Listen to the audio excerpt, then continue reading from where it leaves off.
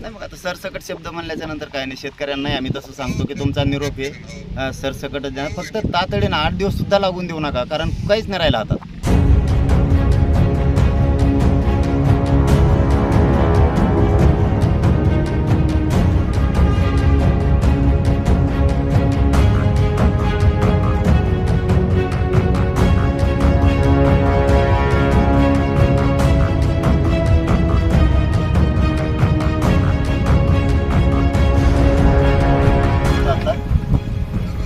शेतकऱ्याच्या पाणी करायला मी बाणेगावला आलोय तिथे नुकसान झालंय. आता तुमचा फोन लागत नव्हता. शरद साहेब बूम बूम बूम. शरद साहेब